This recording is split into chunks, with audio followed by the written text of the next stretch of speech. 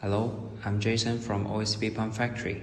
Today I will show you how to correct time and set timer function in our new style valve controller. Firstly, let's correct the time.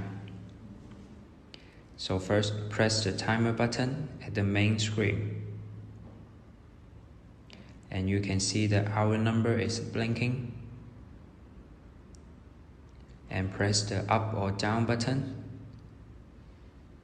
And press the timer button again to change to the minute number, and press the timer button again to save this setting.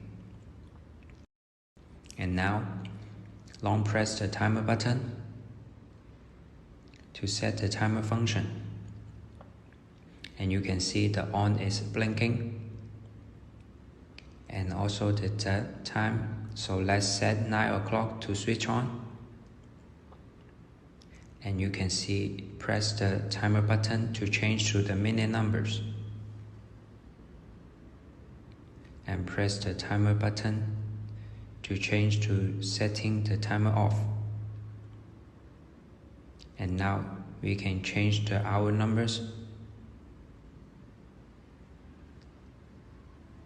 And also press the timer button. We can set the minute numbers. After all, press the timer button again to save all settings. Now your timer function is finished. Thank you.